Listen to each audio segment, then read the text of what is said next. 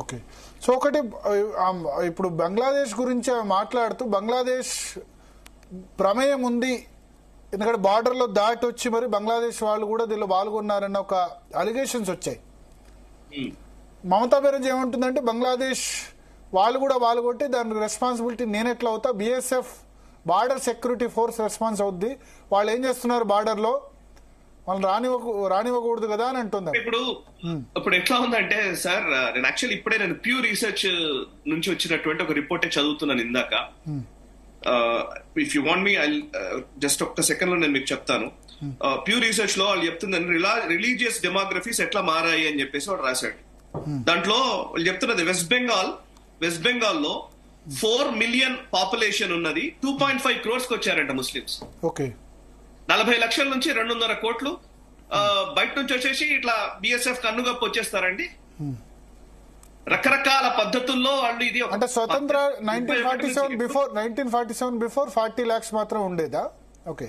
అంటే వాళ్ళు ఇస్తున్న లెక్క ఏంటంటే గత 71 తర్వాత నుంచి 71 బంగ్లాదేశ్ ఏర్పడిన తర్వాత నుంచి, ఓకే, అంటే 50 years లో 71 తర్వాత అస్సాం కానివ్వండి, నార్త్ ఈస్ట్ లో కానివ్వండి చాలా మంది అప్పుడే వచ్చేసారు. ఓకే. ఆ తాకిడిని తట్టుకోలేని స్థితిలో ఉన్నప్పుడే బెంగాల్లో మనం ఈవెన్ మనకు ఇందిరాగాంధీ గవర్నమెంట్ ఉన్నప్పుడు ముజీబుర్ రెహమాన్ కి సపోర్ట్ చేయడము, బంగ్లా ముక్తి మోర్చా అది ఒక పెద్ద ముక్తి వాహినికి మనం సపోర్ట్ చేశాము. బంగ్లాదేశ్ విడిపోయింది, పాకిస్తాన్ మీద యుద్ధం చేసి గెలిచాము. సమస్య ఇప్పుడు ఏంటంటే ఆ 50 years లో ఈ షేక్ హసీనా ఉన్నంత వరకు కూడా వస్తూనే ఉన్నారు, అక్కడ నుంచి ఎక్కడేం ఆగలేదు. యాక్చువల్లీ బెంగాల్ ఆ బార్డర్ ఏరియా అంతా కూడా పోరస్ బార్డర్ సార్. నేను కూడా ఒకసారి వెళ్ళాను నార్త్ ఈస్ట్ లో, వీటిలో పోరస్ బార్డర్. అది అసలు నువ్వు మొత్తం పూర్తిగా ఫెన్సింగ్ వేయడానికి కూడా వీలుండని పరిస్థితి ఉంటది. ఇక్కడ నుంచి క్యాటిల్, అక్కడ నుంచి ఇక్కడికి క్యాటిల్ స్మగ్లింగ్ జరుగుతూ ఉంటది, రకరకాల స్మగ్లింగ్స్ నడుస్తూనే ఉంటాయి అక్కడ ఎక్కువ.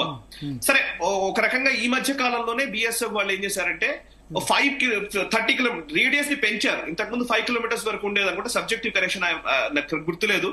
బట్ ఇంతకు ముందున్న బార్డర్ సెక్యూరిటీ ఫోర్స్ పరిధిని ఇప్పుడు ఇంకొంచెం పెంచారు. ఈ మధ్య కాలంలోనే జరిగింది అది కూడా. దాన్ని మమతా బెనర్జీ వ్యతిరేకించింది. Border fencing, border security force area coverage ఏదైతే వాళ్ళు కాపాడే ఏరియాను పెంచినప్పుడు వ్యతిరేకించింది మమతా బెనర్జీ లిటరల్లీ. అండ్ ఇంకొక పాయింట్ ఏంటంటే, ఇప్పుడు సిలిగురి కారిడార్ ఉంటది కదా సార్, సిలిగురి చికెన్ స్నేక్ అంటారు. ఆ సిలిగురి బెంగాల్ కిందకే వస్తుంది. నేను సిలిగురికి వెళ్ళాను మొన్న ఈ మధ్యనే, డార్జిలింగ్ వెళ్ళాను. బాగ్దోరా నుంచి డార్జిలింగ్ వెళ్ళినప్పుడు డార్జిలింగ్ లో కూడా అంటే అప్పటిదాకా గూర్ఖాలాండ్ ఆ ఏరియా అంతా కూడా కొంత సుభిక్షంగానే ఉండేది, బుద్ధిస్టులు ఎక్కువ మంది ఉంటారు అక్కడ. కానీ అక్కడ విపరీతమైన ఇన్ఫిల్ట్రేషన్ పెరిగిపోయింది. అంటే ఈ మైగ్రెంట్స్, ఈ ముస్లిం మైగ్రెంట్స్ పెరిగిపోయారు. నేను డైరెక్ట్ గానే చెప్తున్నాను, అక్కడ ఉన్న వాళ్ళు, ఒక టాక్సీ డ్రైవర్ చెప్తున్నాడు, ఇక్కడ గూర్ఖా సముదాయం ఎక్కువ ఉంటది అక్కడ. ఆ గూర్ఖాస్ చెప్తున్న పరిస్థితి ఏంటంటే, కొన్ని ఊళ్ళల్లో అయితే ఒక్కొక్కరు వచ్చేసి ఇళ్లను కబ్జా చేస్తున్నారంట. ఒక అతను చెప్తున్నాడు, నాకు కార్ డ్రైవర్ చెప్తున్నాడు, ఆ పక్కన ఉన్న ఇల్లు తెలుసా అండి, ఆ ఇల్లు ఒక కాంట్రవర్సీ అయింది. ఏంటి అని అంటే, ఒకడికి ఎవరికో రెంట్కి ఇచ్చారట. రెంట్కి ఇచ్చినాక 5 ఏళ్లకో 6 ఏళ్లకో వాడు నా ఇల్లే నేను ఖాళీ చేయను అన్నాడట. వీడు కోర్టుకు వెళ్ళాడట. కోర్టు ఆయన పక్షంలో తీర్పునిచ్చింది. కానీ పోలీసు వీళ్ళందరూ ఒకటేసారి గుమిగూడి పెద్ద రాస్తారోకకు పిలుపునిచ్చారు. డార్జిలింగ్ నుంచి వచ్చిన వాహనాలన్నీ నిలిపివేశారు. దీంతో సీఎంఓ రియాక్ట్ అయ్యి ముస్లింస్ పక్షాన నిలిచిందంట. ఇది నాకు ఒక డ్రైవర్ చెప్పిన డైరెక్ట్ సంఘటన. సమస్య ఏంటంటే, ఇట్లా ఎన్నో జరుగుతున్నాయి. మనుషుల్ని అంటే ఇప్పుడు మనకు బయటకు వచ్చిన ఇవి యాక్చువల్ ఇవి కూడా ఏంటంటే బీజేపీ లేదా ఆర్ఎస్ఎస్ కొంత ఆ సర్కిల్స్ నుంచి వీటిని ప్రజల్లోకి తీసుకొచ్చారు కానీ, అండ్ కొన్ని మీడియా సంస్థలు నేషనల్ లెవెల్లో తీసుకొస్తున్నాయి, జీ న్యూస్ కావచ్చు, రిపబ్లిక్ కావచ్చు, ఇవి కానీ. అదర్వైజ్ ఇంకా చాలా జరుగుతున్నాయి అక్కడ. ఇవన్నీ ఏంటంటే మేజర్ ఒకటే ఒక కారణం, బంగ్లాదేశ్ వల్ల ఇది జరుగుతుంది అని అంటే పొరపాటు. బంగ్లాదేశ్ వల్ల ఇది జరుగుతున్నట్లయితే మరి మిగతా ప్రాంతాల్లో కూడా ఇదే జరగాలిగా. బంగ్లాదేశ్ అంటే బంగ్లాదేశ్ ఇప్పుడు